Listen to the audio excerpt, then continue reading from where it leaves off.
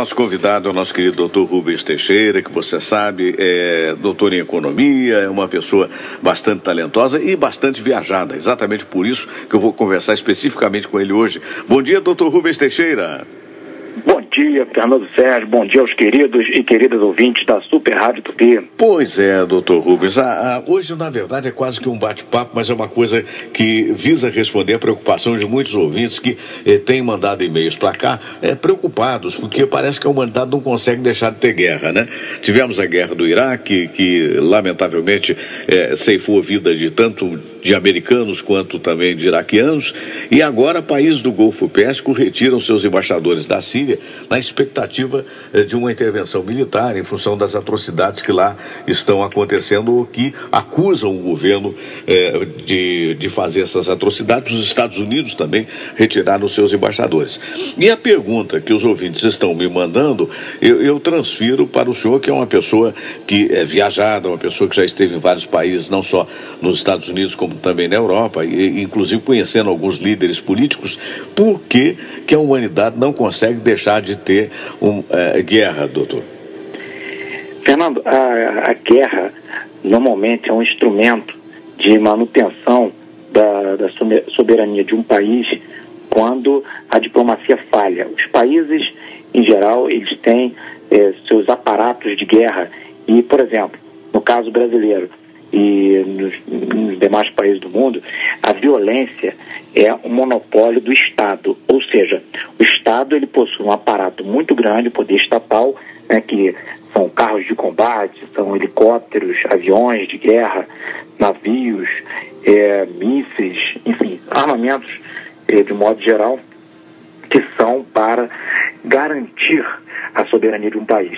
Então, não é apenas para fazer a guerra em si, mas, sobretudo, para dissuadir o inimigo de tentar afligir uns dos direitos daquele país.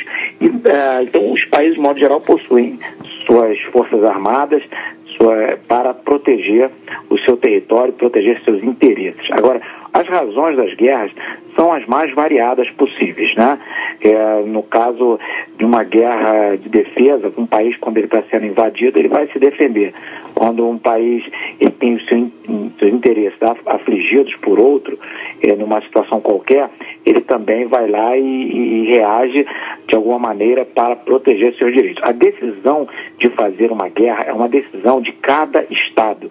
E as nações se organizaram no mundo, inicialmente, através da Liga das Nações, hoje pela Organização das Nações Unidas, no sentido de tentar criar um mecanismo de controle das situações de guerra no mundo, vamos dizer assim, dos interesses internacionais e que evitando, assim, que se formasse focos de problemas e guerras entre países, né? Mas essas organizações internacionais, dentre elas a ONU, elas não têm o poder de decidir sobre o que um país vai fazer. São os países que decidem o que eles farão. O que se pode fazer é haver alguma sanção contra um país que eventualmente esteja violando direitos individuais, direitos humanos dos seus cidadãos. Imagina você que no caso da Síria, qual é a discussão?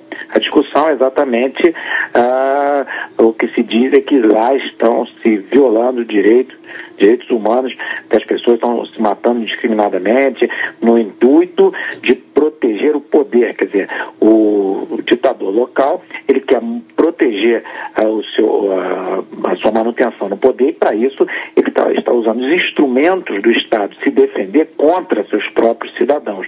E é por isso que a ONU se reuniu e houve uma tentativa de se impor sanções à Síria. Mas o que acontece? Houve 2 vetos da Rússia, né? Antigamente era a União Soviética, hoje é a Rússia, e houve a dissolução da União Soviética, e da China. A China também vetou. Quer dizer, o que é vetar? Alguns países do Conselho de Segurança, eles têm poder de veto. E um veto de um país desse, ele inviabiliza a sanção. Por causa de um veto, a sanção não pode ser aplicada. E que países são esses? São países que na época da Segunda Guerra Mundial, período pós-Segunda Guerra Mundial, são países que foram aqueles que dividiram o poder, né, vamos dizer assim, aqueles que se lançaram mais na guerra e que, por sua vez, também distribuíram o poder no cenário internacional naquela época, no período pós-Segunda Guerra Mundial. Então, agora, existem guerras também que são formadas como precaução, por exemplo. Os Estados Unidos disse que eles fazem guerra no caso de haver um risco futuro de uma dificuldade qualquer que eles tenham, por exemplo, de abastecimento. Se eles acharem que algum país pode estar criando um mecanismo qualquer para criar uma dificuldade de abastecimento energético para eles, por exemplo, para o mundo, eles costumam agir, eles tomam medidas para se proteger, medidas preventivas. Na verdade, as razões, em geral, das guerras são razões econômicas, né? O fator econômico é muito forte.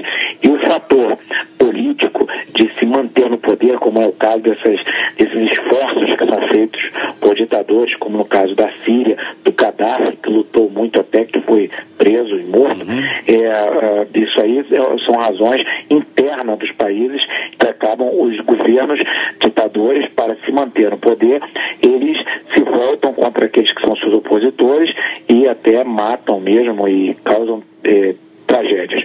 Agora, Fernando, a guerra é algo assim, extremamente terrível, claro. Porque a gente imagina uma pessoa levar um tiro, é algo muito ruim, assim, uma coisa muito violenta, que causa um constrangimento muito grande. A guerra são bombas bombas que se lançam, que explodem áreas, que matam pessoas dilaceradas e indiscriminadamente.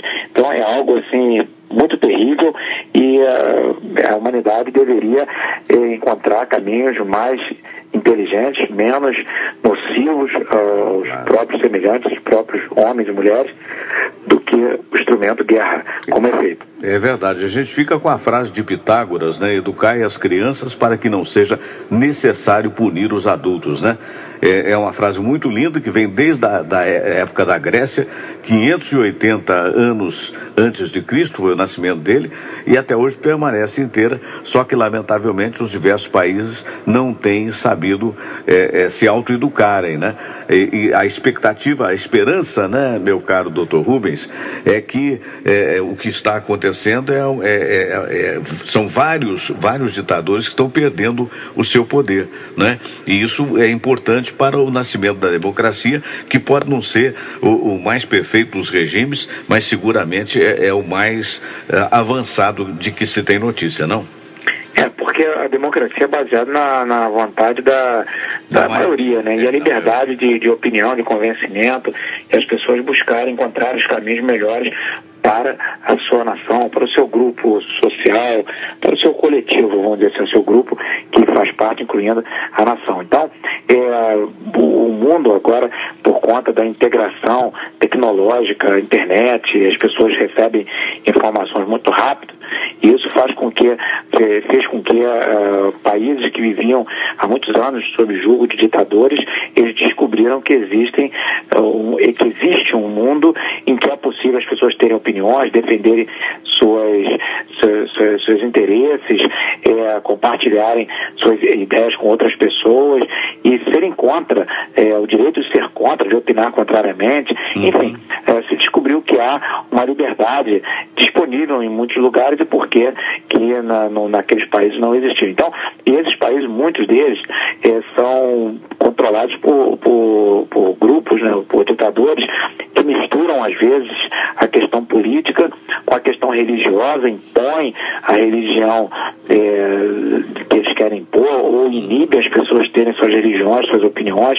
Então, a violência psicológica é muito grande e as pessoas chegam a um ponto que a sociedade escolhe o que, por exemplo, o povo líbio fez, o povo do Egito fez. Eles partem para o confronto e aceitam, inclusive, morrer, mas não aceitam ficar num regime opressor que impede a liberdade, enfim, constrange a liberdade de uma maneira muito intensa. Então, o que está acontecendo na Síria provavelmente é um efeito parecido, e o mundo está caminhando para uma uniformidade com relação ao aspecto do povo escolher mesmo seus governantes e dirigir seus destinos, e eles vão ver que a democracia tem lá suas fragilidades, especialmente uma democracia nova, mas é melhor vivermos em democracia do que qualquer regime autoritário, por mais certinho que possa parecer. O ideal, o bom, é vivermos em liberdade. É verdade. Meu caro doutor Rubens, muito obrigado aí. Mais uma apresentação sua aqui no programa. Fique com Deus. Tudo de bom, meu irmão. Fernando, muito obrigado. Um grande abraço para você e para todos os ouvintes da Super Rádio Tupi.